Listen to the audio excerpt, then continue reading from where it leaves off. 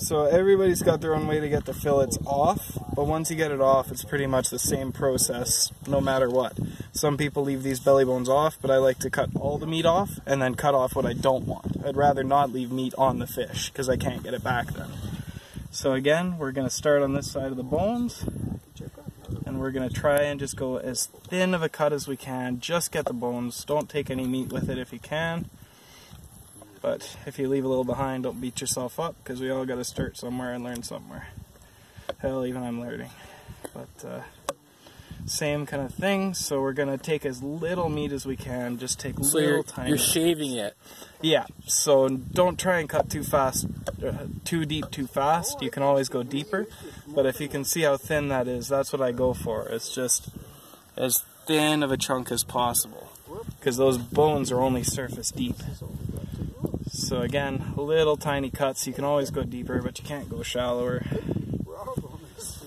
And just take little tiny scoops out of it as thin as you can. And if it breaks apart, that's all good, of course.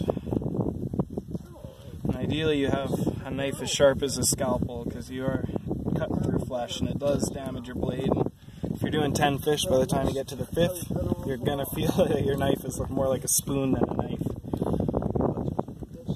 So again, we feel for bones in that area, and if we do feel anything, we cut them out.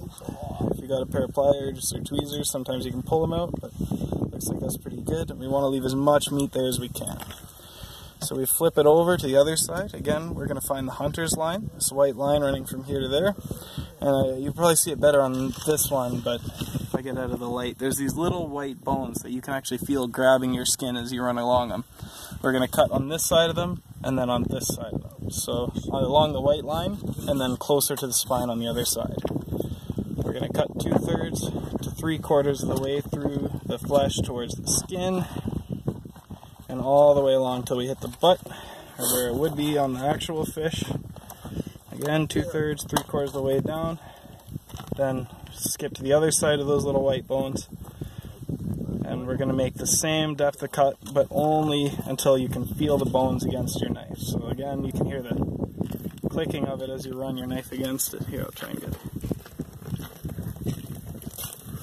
You don't want to have too much pressure there, else you can cut the Y bones, and getting them out is a hassle. So now we're going to come down to the bottom of our cut, angle our blade out, and cut towards the spine. Again, getting as close to the top of those Y bones as possible, so we can leave this little flap of meat attached to the fillet. We don't want to go all the way through, because then this isn't attached anymore, but if that happens, you got fish sticks, and that's fine too. So again, you can see the Y bones here. Now we're going to go on the other side, and ideally you cut such a thin chunk of meat you can see your knife through the flesh underneath those bones. And all the way to the start and the end of the cut.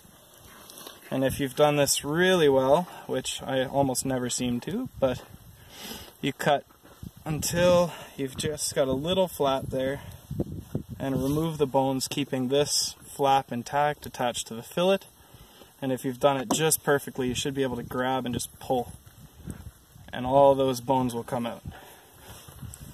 And again, we're going to feel, just make sure we got everything. My hands are pretty cold, so little bits of bone you probably won't notice when you're eating it, but that's it. So we've got the belly bones out, we've got Y bones out here, and we've got this little flap of meat that will stay attached to the fillet, and that's a mark of a good fillet. So